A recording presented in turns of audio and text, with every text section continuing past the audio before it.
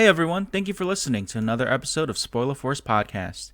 You can find all episodes on any podcasting platform like Apple Podcasts, Spotify, SoundCloud, and watch episodes on YouTube.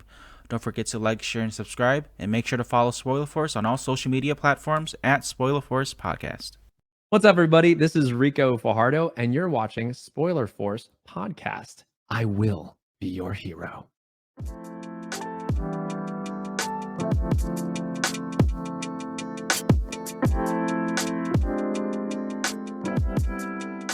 All right, so this is episode 119 of Spoiler Force Podcast. My name is Ricky, and thank you for tuning in. This week's guest, I have a voice actor, pretty much an overall actor, really, but he also voices characters in animation, like in Dr. Stone, Uzuaki-Chan Wants to Hang Out, Fire Force, even in Attack on Titan. But the role that I enjoyed the most was Lemillion from My Hero Academia, and I'm so happy to have him on the podcast here. So I have here with me Ricco Fajardo. Thank you so much for doing this. Oh, dude, it's my pleasure. I love hanging out and talking about anime and video games. That is cool. I need to get what was that, like a stream deck? Yeah, it's a Go XLR. I do some streaming sometimes, so I got like, a bunch of the different. I can be like, Ricky, fuck.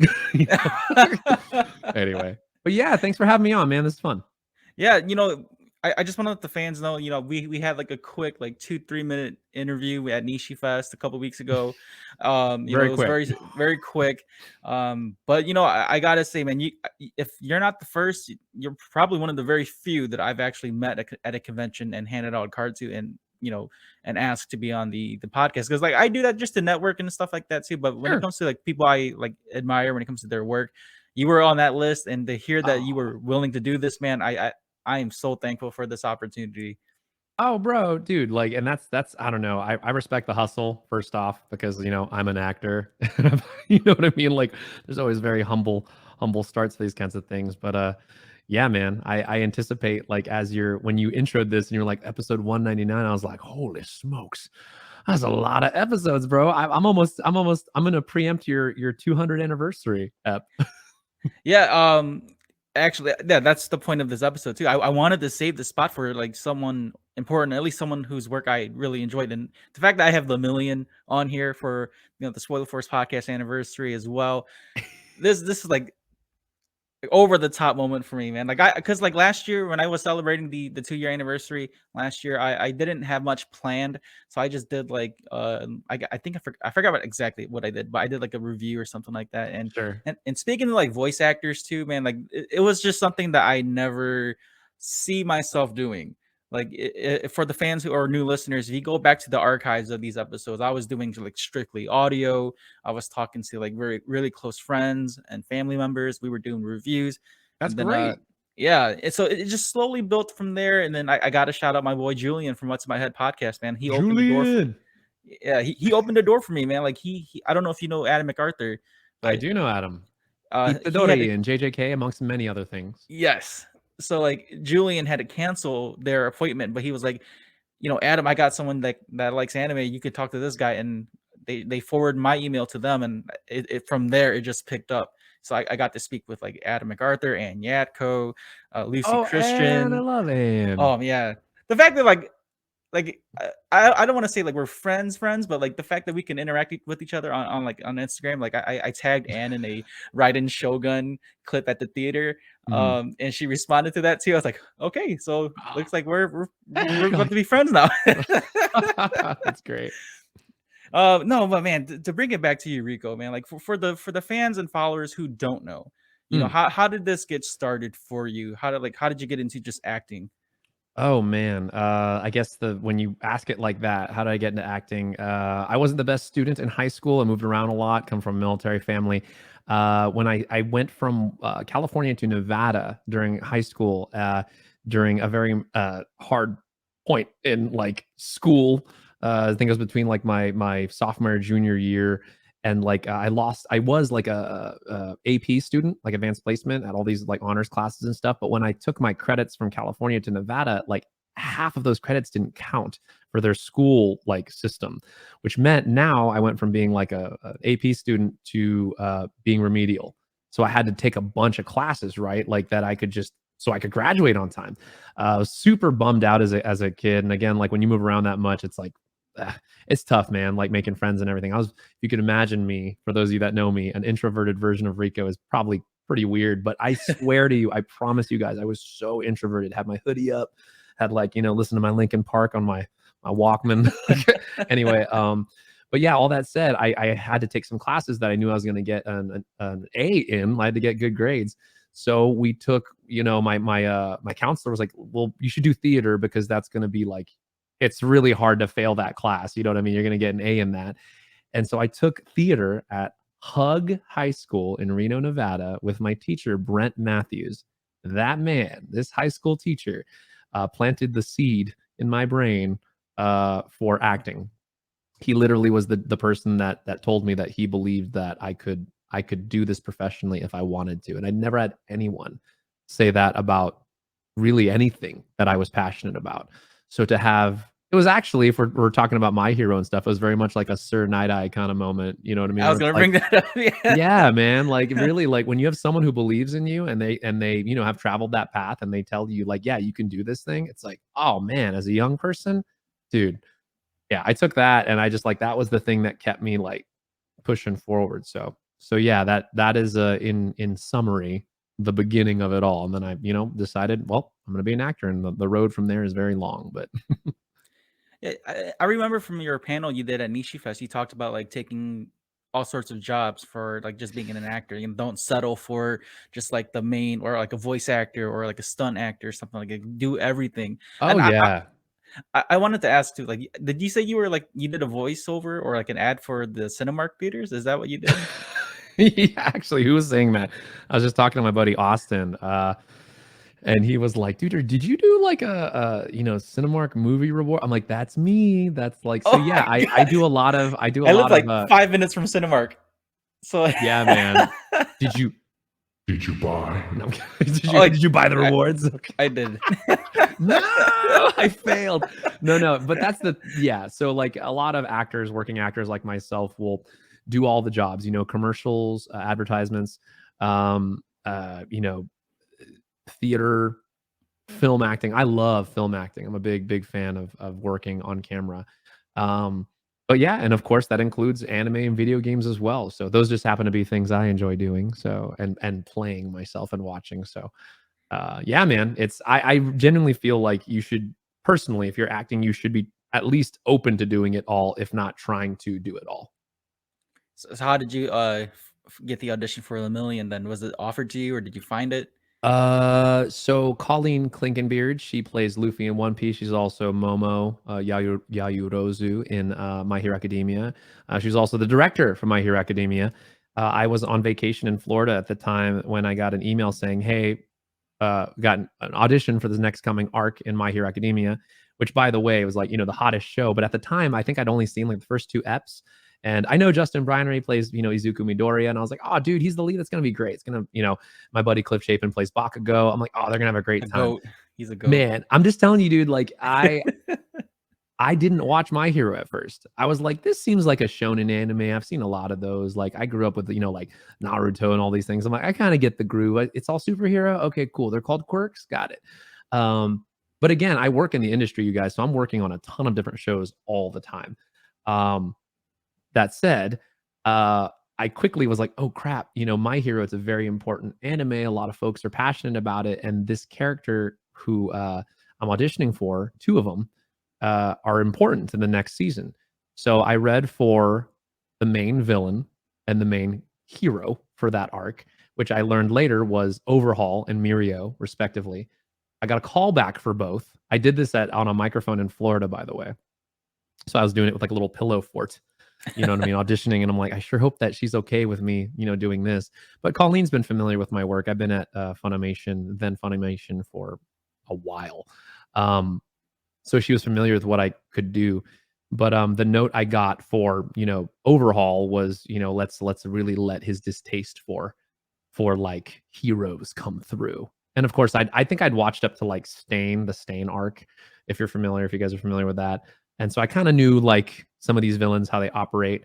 But the note I got for Mirio, which again I didn't know what the character's name was yet, was this is like the most heroic hero you ever met. Like he is like, you know, uh the prototypical high school hero student. Like I know Midoriya is like the protagonist, but and again, dude, I have no picture. All I have is text. And so, you know, I'm saying things like, I am going to be your hero, like determinedly. And like, I didn't know that, you know, that's Mirio saying that to Eri after everything that happens.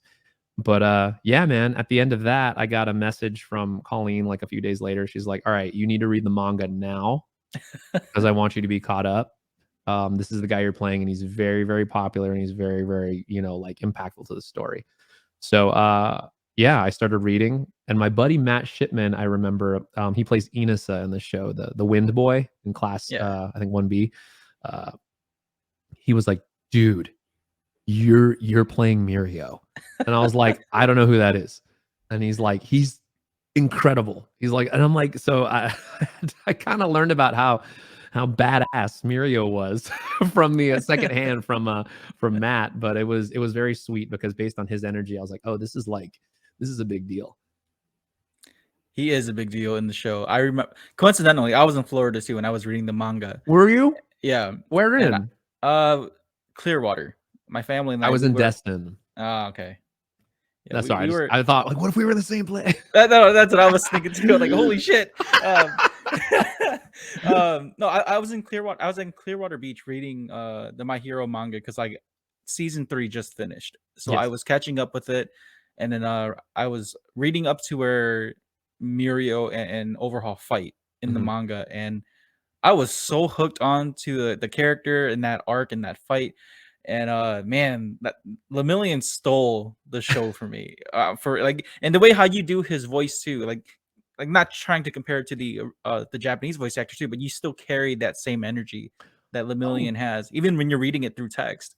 Oh, sure, man. Yeah, and I think that's a question that comes up pretty often as folks ask about like how much does the seiyuu, the Japanese voice actor, like influence you. I'm like, oh, dude, we're storytelling together. And by the way, for all y'all out there that are like, you know, subs v dubs and everything, that's my favorite. Because I'm like, bro, you guys, I grew up watching subs. Because guess what? I was too poor to afford the dub. I like it wasn't even out. By the way, like we had to like, it was hard to find that stuff. You know what I'm saying?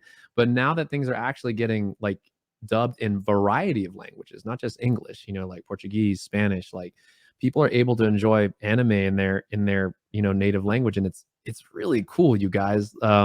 Especially like a show like My Hero. After working on and actually growing up with anime and hearing like not so good dubs and being like, what is this? But then hearing really good ones, like, gosh, I can't get, you know, Bebop or Shampoo or like any of these shows out of my brain. Like all I can hear is the English for me, which I think goes to show it's like what you hear first is sort of like your, you know, what you are attached to in the story, or you know what I mean. Like at least in some way in your brain, that's what like your first touch with it is. Oh yeah, Um, definitely. Like for me, but Dragon Ball Z is like English dub for me. yeah, that's what was, then that's what I had. Like that's Yeah. what was given to me. So yeah, a lot of it is that. But that all that said, when I listened to the Japanese, he had such a pure, lovely, like light sound, and he's so playful and buoyant. Like all I could think about whenever I heard the seiyuu was like this like light, airy, sort of like fun vibe about him, so bouncy, and like kind of carefree, which given everything he goes through is kind of ironic, but like I think that's what's beautiful is to see a person like this who goes through the things that he does, and still come out and still be a person who is still a force for good and like positivity. You know what I mean? What was going through your mind when he gets shot and loses his power? Oh man, so just like you, I read that in the manga beforehand. I went to theater school, by the way, you guys. So after Mr. Matthews, going back to high school, told me that I should be an actor, he's all, you should probably get some education too. So I got my associates because again, you know, grew up pretty humble in regards to money. Got my cheaper community college credits. 2-year transferred to from Antelope Valley College to UC Irvine in Orange County, California. Like focused in musical theater. Went to SMU in Dallas, Texas, which is where I got my master's in fine arts, studying classical text. in Texas. That's where Funimation's located, et cetera, et cetera. You can kind of fill in the blanks. But yeah, I read everything. The second I'm able to learn something about the character, I want to know it. So I don't care about spoilers really necessarily, because I know I'm going to be the one typically acting it out. So I want to know. Just because I know, Hamlet dies in the end doesn't mean I'm not going to want to read it. Do you know what I mean? Yeah. Like, so in this case, when he gets shot, I was like, oh, I was so like happy, which is, I know it's counterintuitive, but I was like, oh dude, he sacrificed for this girl. Because he makes that promise. He's like, I don't want you to hurt anymore. And how important is that to follow through for people, especially kids? You know what I mean? Like the example you set for people, especially young people, I think is so vital, and it's something you see in this story. So a lot of speaking of young people, like kiddos, when I go to conventions, dude, like at Nishi, the one we were at, Nishi Fest, they'll come up to me and be like, I hate Eri. I don't like that Mirio sacrificed everything for her. And I'm like, what do you mean everything? I was like, he's alive, he's fine. I'm like, no, it's a trade he would do again and again. Absolutely. Like that's worth it to him, for this person. Because if you don't live your ideals every time, do you know what I mean? Like what are they then? Like he wants to save 1 million, he saved 1. You know what I mean? Like, but that's one. There's power in that. And then on top of that, what you get to see is like with Eri after and this is all full of spoilers, so your show is called Spoiler. Oh yeah, definitely go for it. Like when after Mirio gets shot, Eri sees the sacrifice and she hears Overhaul's words like trying to tear Mirio down, and Mirio's like, don't listen to him, don't, like, I know these people that try to tear you down, don't let it in. And he's still trash talking when Midoriya comes in, gets his butt kicked, and they both reach. Like Midoriya's reaching for Eri, and she almost doesn't go to him, but because she's clutching the cape, Mirio's torn cape, like her security blanket, that's like proof that someone sacrificed everything for her. And in your life, when there's someone who's done something for you that has cost them, whether it's like money or time or effort, you don't want to let that person down. Like you have a community now, someone cares for you. So because of that, and that's the first time I imagine Eri's had that based on what we see in her history, she reaches for Midoriya, despite the whole time hearing Overhaul saying you're worthless, you're garbage, you're trash. Like she finally goes, I can't let it be for nothing. Do you know what I mean? And I think that right there is like at the heart of My Hero Academia, where it's from All Might passing on his power to Midoriya, to Mirio losing everything, Eri witnessing that and deciding to see value in herself. This show is constantly about realizing that you're constantly putting things into the future, and there's always someone watching. You know what I mean? Like your actions have value, your words have value. There's always that, like, everything's moving forward, which is that's one thing I really love about this show. There's like just this vitality of everything moving forward. Sorry, I'll get off my soapbox. I've been talking like 10 minutes, bro. That's okay. No, I enjoy hearing your thoughts on this too, because Horikoshi does such a great job at not just writing the story, but each character in this show or even in the manga, like they all play such a crucial part. Like Lemillion, just he's very like he just had that arc, and then like we don't really see him much until later on in the manga, but how he just like captured so many readers, so many viewers, like attention, their hearts. Like this guy literally did what a hero should do. And the fact that he like my favorite moment is when he gets his powers, like when he loses his powers and he's still fighting Overhaul, and he's like, I'm still Lemillion, like Dude, I don't that have you played My Hero Wants Justice too? And I haven't played any of the games. I think the only one I played was the mobile game. You play games though, like you play Yeah. like fighters and stuff, dude. Yeah. When you get to that point in the game, spoilers for the game, like I didn't anticipate crying on stream. I was playing it because I thought like, oh yeah, it's gonna be fun. You beat the crap out of Overhaul. Overhaul's character, like his quirk, it takes him. There's like a delay, so he's very slow, but he has area of effect spikes. So huge area of coverage, slow as F, right? Mirio, you press and hold triangle for his quirk, because I'm playing on PlayStation. Thank you, Sony. Anyway, press and hold triangle, and it says invincible. He permeates through anything. Literally, you can't touch him. When you let go of it, he counterpunches. Like literally the perfect character to fight Overhaul. Like Overhaul has no chance because literally you just wait until he drops his guard and you hit him in the face. It's incredible. After round 1, when you pummel him in the story mode, the bullet moment happens. He beats you up some, and you have to start round 2 with like a third health. Your quirk bar is shattered, and you're just running around trying to like dodge his attacks now, but you're still fighting. Your cape is torn. Aries there in the corner. But what I didn't anticipate, dude, Megan Shipman plays young Mirio, baby Mirio. And it just started playing all of the things, like the things that are playing in Mirio's head during the game. So first you hear like Amajiki, that's Mirio's best friend, Tamaki. He says, like you're incredible. You're advancing so fast. You're going to be an incredible hero. You hear Sir Night Eye's voice say, like you will be the one to show like villains, like that you can inherit essentially one for all. Like all of these beautiful things that all these characters are saying about Mirio. And then the last one is like what does it say? Oh yeah, Hado goes like, hey, Togata, you're getting so strong. And then you hear baby Mirio say, I'll be a hero that saves people. And I'm like playing this game, bro. And I'm like, oh my god. Like the feels, man, the feels where it's like this character is so good. He is so clear about what he wants to do in this world. Like any other person, and I get it. I know he's an anime. He's simply a character. But we know some people in our lives that are so clear about what they want to do and who they want to be. They move with that conviction. Like they lose everything and they're still going. And I think in all of us, we all want that kind of resilience. We want to be able to get like life smacks us down as it always does at some point or another, and we just spring back up and we keep going. Yeah, man. The fact that he kept fighting, and then I think is it not Corono, it's the gentleman that actually shoots him. It's one of the Shie I forgot his Hasakai. name, but like I think it's the guy that shot him was the one that Nemoto. he Nemoto made shoots Mirio him. confess. Yeah. Yes, and he goes like, how is he still fighting? What is he?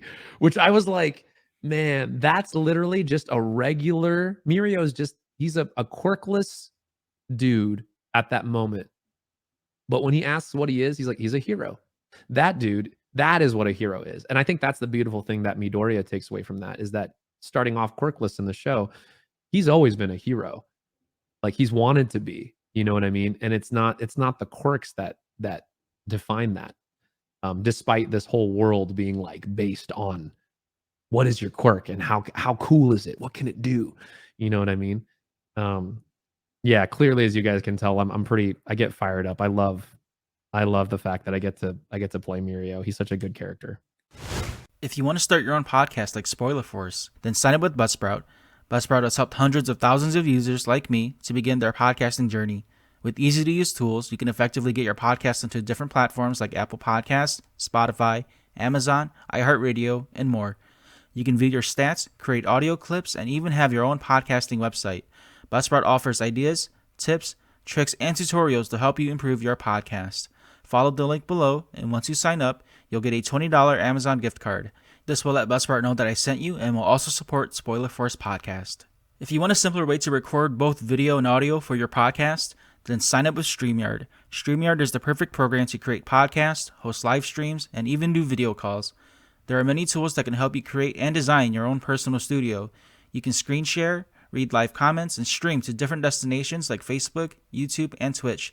You can also download your video and audio once you're done with your recording session. Follow the link below, and once you sign up with the basic or pro plan, you'll earn a $10 credit to use for StreamYard. Happy podcasting. But what makes Mirio stand out for me is like the fact that he still has the hero intentions even when he doesn't have his powers anymore. Being quirkless and still telling himself, hyping himself up, I'm still Lemillion. Like I'm still this hero. I'm not powerless without it. I'm not weak without it. Like I'm still the same person. And the fact that, like you said, he's and he's still a high schooler, and he's whooping on Overhaul without his powers still, and he pretty much, up until where Midoriya jumps in the fight, he was on his own, in which, like, characters like Lemillion, and, like, I don't know if you watch Demon Slayer, but like Rengoku's like someone that's similar to Lemillion, someone who's like another fan favorite, but like pretty much gives his all to fight and to protect everyone. In Final Fantasy VII, the character Zack, he's similar to that, like in the Oh, game of Crisis course. Core. Yeah, Crisis Core. Yep. Characters like that stand out to me so much. So yeah, again, I geek out about Lemillion because they all have these similar traits of, like, no matter what happens to them, they're still gonna go after whatever they want and pursue it. And like I said, man, the way how you bring Lemillion to life, Ricco, man, it hypes me up when I watch the show. I appreciate it, dude. Like, I gotta tell you, it's the way Horikoshi shows you the different sides of these characters, by the way, is great. Because I know we just talked about the Overhaul fight, but like afterwards, right, with Sir Night Eye, you have Mirio's essentially like his teacher, his guide. The person who has told him he can do this thing is dying. Um, he lost his quirk. Everything, like he's worked so hard on this thing and it's gone. His teacher, the person who literally saw into his future and said, "You're gonna be amazing," is gone. Midoriya's like, I want to give him, I think he deserves to have this power. You know what I mean? He goes to visit Togata in the hospital, and what's he doing? He's doing abs. He's working on his core. I, dude, if I wasn't already in love with Mirio, I love fitness personally, you guys, but it's like there ain't no time to waste. You know what I mean? There's something beautiful about Sir Night Eye's character, played beautifully by my buddy Brandon McInnes, um, where his quirk is foresight, so he can see into the future, and he tells Mirio, "You're going to be amazing. You just need to work really hard." Which I think if anyone approached us, like, you or I, and was like, "Dude, you're going to change the world. You just need to work insanely hard." You would work insanely hard. If it was guaranteed, you would do it, right? Because you're like, "Oh, dude, you see the future. Like you can see it. I will do it." Um, and what the beautiful thing that Sir Night Eye does before he passes is he uses his quirk to the full out, which he never does. He said he did that for All Might once before, and he saw something terrible, right? But things can change. Things shifted, right? The little film strip of his life changed with Eri because Eri has rewind. So again, Horikoshi's writing, I love the time mechanic there. But he looks at Mirio's life and says, "You're going to be the finest hero there is." And now Mirio, even though Night Eye's gone, like all the way to the Hero 2 concert, he's got Eri on his shoulder. She breaks loose of Overhaul's influence. Like, finally, he looks up at her and then at the sky and says, "Sir, do you see? She's smiling." And what's beautiful about that is that Sir can never leave Mirio now. Because he used his quirk on Mirio fully, Mirio now has Sir Night Eye on his shoulder. He can always talk to him because, do you know what I mean? Like, Yeah. Sir Night Eye saw all of Mirio's life. And so Mirio's like, "Dude, I can literally look up at the sky and be like, 'Sir, we're doing it.'" And I think that's what a beautiful thought and sentiment to know that you have this person who believes in you and they're always on your shoulder. Like, how do you fail like that? Do you know what I'm saying? Okay, so would you have taken the quirk though if Midoriya offered you the quirk, like No. how he did to Lemillion? Would you have taken it? No, come on.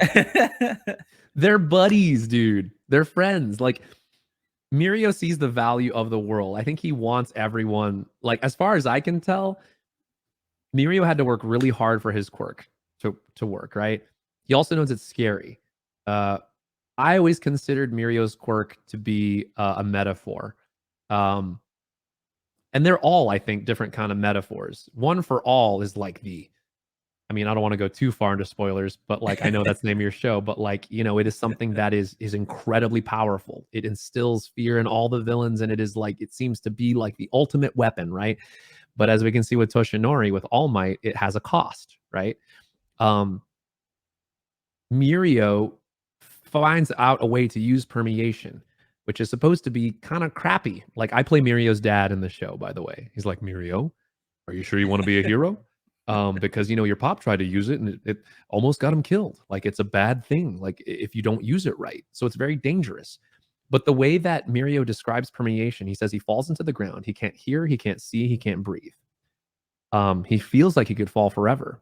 The first thing I thought of, dude, depression. I was like, oh, dude. And then I thought of the big three. Amajiki represents social anxiety. He's like, please don't talk to me. You have Nejire Hado, who's like, hey. That's ADD. I've never seen it. Literally can't focus on people. And Mirio is depression. Even though he's super bright and shiny, literally his quirk is to be completely naked, alone, can't breathe, can't hear, can't see, his arm covered in cuts, right?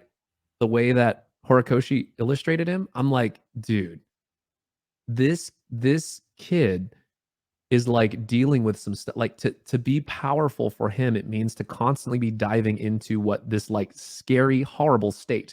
Kind of like Wolverine busting his claws out. It hurts every time. Every time he goes under the earth, I feel like it's terrifying. But once he's mastered it, and that's what he tells Class 1A, he says, once I figured out it's all about how you come out of it. Like I turn on permeation, then I turn it off and it shoots me out.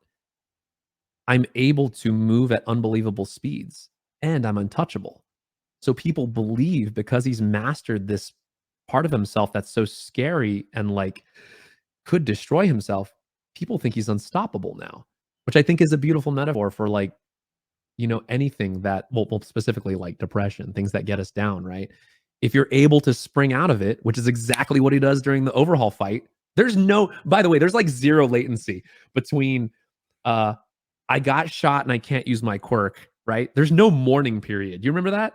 It's not like, oh no. It's like, oh no, I'm not stuck in here with you. You're still stuck in here with me. Yeah. Kind of, you know what I mean? It's like, what's the next move? You know, think ahead. Literally, that's all that matters is the next move, which is what Sir Night taught him. It's, dude, I just love the way this character is written because there's so much architecture for him where Amajiki is a really good friend. His father literally says, I'll support you however I can. Sure, he gets made fun of in school. His clothes fall off, blah, blah, blah. But like, he's got a great support system. Sir Night, his mentor that says like, I don't think you're going to do great things. I know you're going to do great things. Like it, as scary as that quirk is, if you have a good support system and a community around you, you too can, you know, master these things and become unstoppable. Like that's the whole lesson, dude, of like season 4 for me is just my heart swells at it. So sorry, I can go on and on. No, I love it. I never thought of seeing the big three like that. I you know, with Tamaki, I kind of figured, you know, with him having social anxiety and like being very nervous around crowds. I love his character too, where he fights alone. And he has to figure out how to like overcome his fear. Like I thought that was a great like lesson for his character. Oh yeah. But the way how you broke down, you know, the big three, I never thought of it like that. So that's a very unique take on seeing all three of them like that. Dude, now. I hope they all get to work together. Oh man, I hope so too. I hope like they deserve to have like a at least an arc or like a fight scene together with. I got my fingers crossed, y'all. I'm literally reading the manga as they drop. You know, before we do end things here, Ricco, I do have several fan questions here. Tell me. I'll read the ones on Instagram first. Just pull that up here. Okay, so the first one here is by Lost in Space 100. They ask, what do you do when you need inspiration or motivation? And also, what's your favorite fan experience? Okay, first one. What do I do when I need motivation? Yeah. I remind myself that motivation is fleeting. I have to remind myself that because you don't feel like doing things all the time. And it's actually in the darkest moments when you don't feel like doing things that it's the most important to do the things. So in the darkest times, that shows your true character. So that lights a fire under my ass for sure. Like if I'm like feeling really down, I'm tired, I'm like, I don't want to go to the gym. I'm like, well, now I really have to go. You know what I mean? I'm like, oh man, the dishes, look at all those dishes. They got to get done. I don't want to do those. I'm like, well, guess I'm doing them. Like that is one of the best. If you can, like, for me, that's for me, you guys. I fight myself a lot. I bet you all too. You all do too. But yeah. So just telling yourself that when it feels the worst. That's a testament. That's you when it's dark. So like what you do next is what tells what your character is. What was the next question?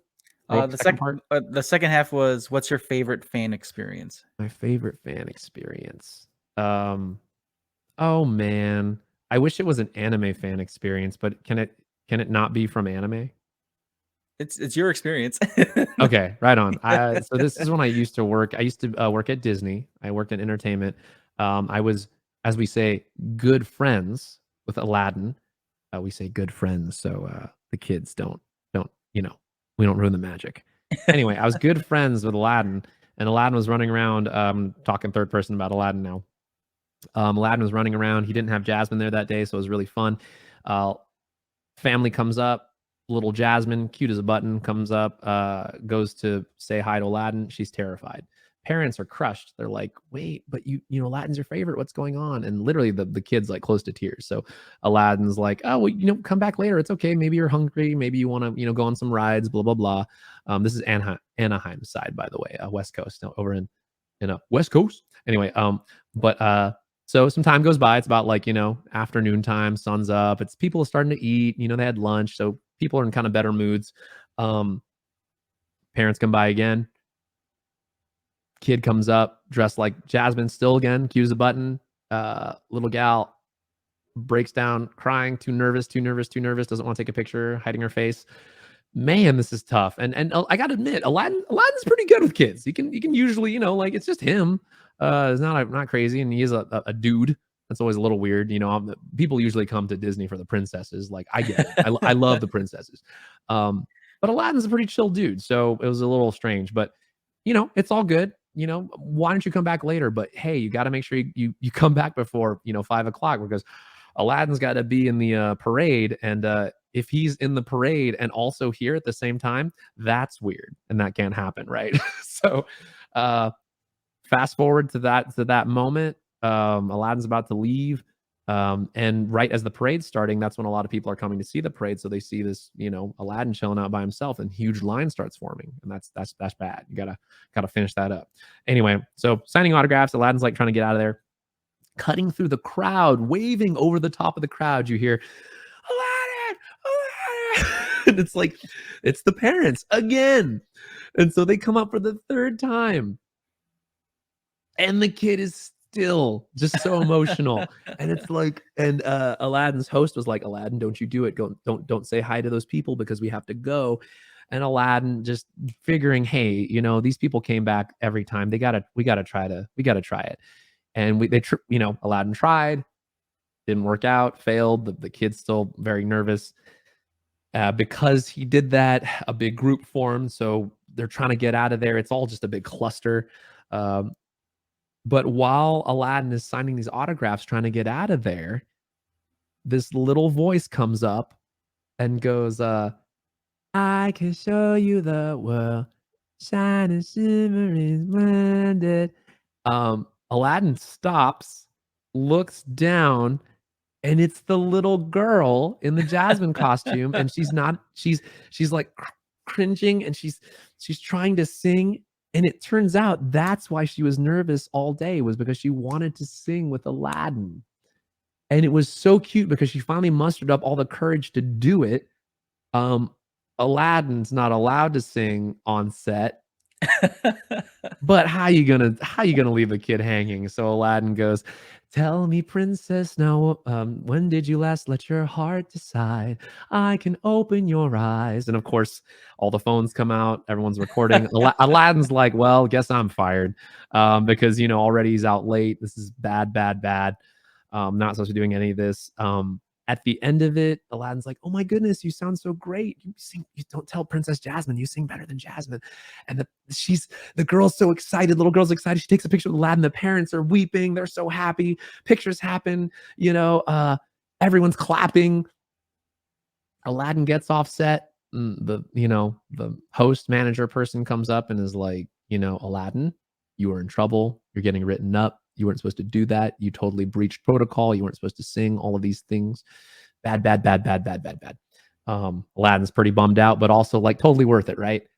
As Aladdin's leaving the park, manager comes up. other manager and goes, "Hey, we just got this beautiful message from, this family saying you just changed, made their whole Disney life. Here's a high 4, which is, the Mickey glove. It's like the high 4. What is it? I guess like that, like high 4. It's Mickey's glove, and it's like you really did something special on the park today." So Aladdin, it was the day that Aladdin simultaneously got written up, but also got a high 4 for having them. I mean, like, personally, I'll never forget that experience. Like that's literally what it's all about, man. It felt a little yeah, I don't know. It's you know what I mean? I don't know. Oh, that's amazing. That's something that's like, memorable for anyone, especially a child, man. Oh yeah. Okay, two more quick questions here. I know we're pretty tight on Oh, time you for good, you right now. yeah. We'll got it. Okay. So Renegade 024 says, "Have you always wanted to do voice acting? And what was your first big role?" Have I always wanted to do voice acting? No. I just wanted to act. So like most of that involved theater and film and things like that. So voice acting sort of just it happened first like commercially. So I did like a few commercials and stuff, and they're like, "Oh, you got a knack for this." And then uh I did a film called All the Wrong Friends with my friend uh Brina Palencia. She plays Minetta in My Hero Academia, among many other things. She's a I love her. wonderful vocalist, beautiful singer. And she asked me, she's like, "Hey, would you like to audition?" She heard me singing and playing guitar on this movie set. And I was like, "Yeah, sure, I'll go." Like, what is it? Because I wasn't really familiar with necessarily Funimation specifically and all the things that they were working on. But man, that set me off on a whole trajectory. So that was like that wasn't a part of the plan. Literally every voice job was like just another job kind of deal. So it wasn't my focus necessarily, but acting was. So because it fell under acting, it was a part of my focus. Um, what was the second part? Sorry. That's all right. What was your first big role? First big Whether role. it's like voiceover, live acting, Oh theater. man. Well, I gotta admit, for anime, got anime on the brain. My buddy Chris George cast me as his like first solo show in Absolute Duo. I played Tor Kokonoe. He's the shield boy while everyone's got swords. That was my first lead role. I got to work with my buddy Chris George, which was delightful. Yeah, man, that was my first big one. It was really cool. My friend Bryn played the gal. She's my fellow lead there. It was a delightful time. All right, and then the last question here by Lynn the Explorer. She says, Lynn, I love Lynn. she says, what has been your favorite anime, game, or show to work with or work on? Favorite anime, game, or show? Gosh, this is such a freaking cheeseball answer because it's freaking. I love work like when people have asked what character, I usually say Kotaro Tatsumi from Zombieland Saga because he's so exciting to play. But my like favorite to work on, I guess maybe because we've been talking about it the whole time, like working on Mirio and My Hero Academia and seeing people's responses to like our performances and like, or what we do, and specifically for Mirio has been so great. It's been such a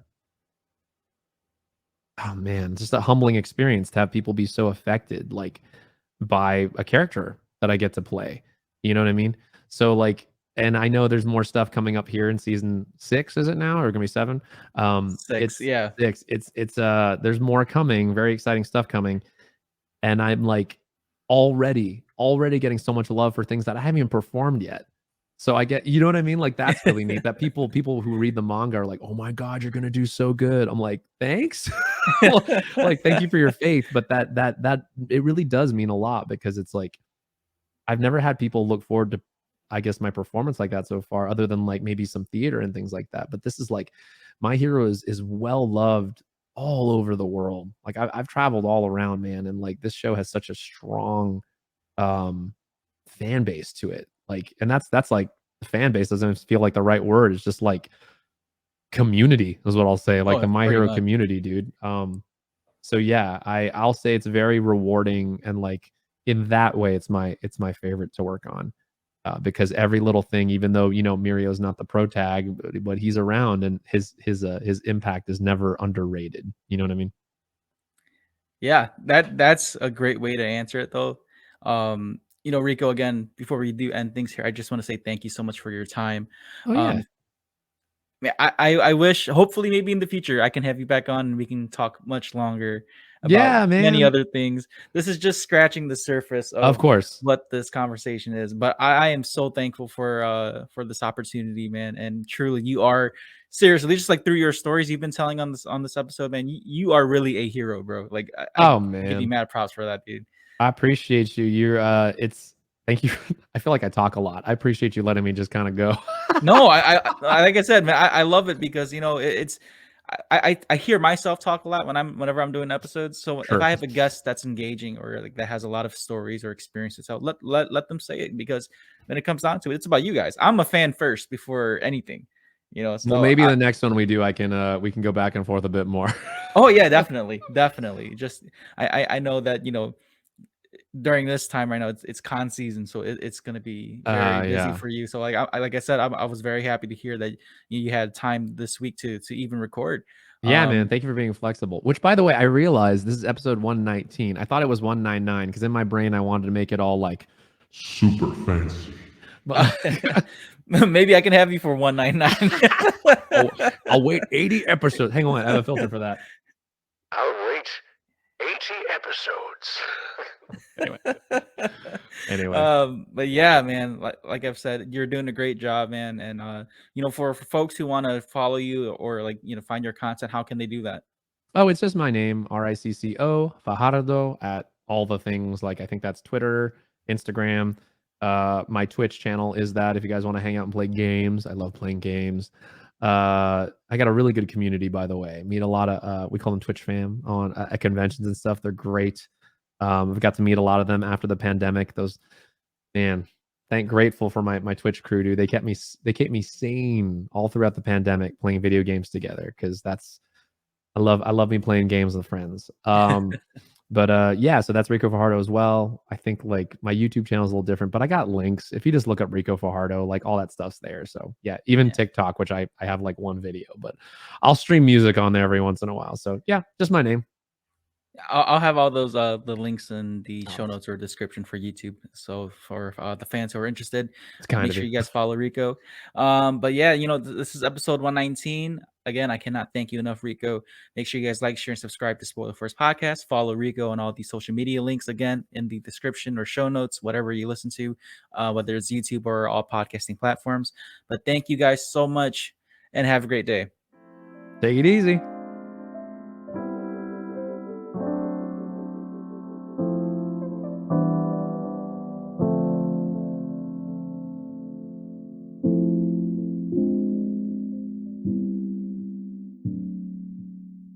If you enjoyed this episode, make sure to give a review and rate Spoiler Force Podcast. If you want to get all Spoiler Force updates or even peeks at behind the scenes, you can join the Spoiler Force Discord community. And if you'd like to show support, give tips, recommendations, sponsorships, or any collaborations, you can email me at rickyvang92@gmail.com.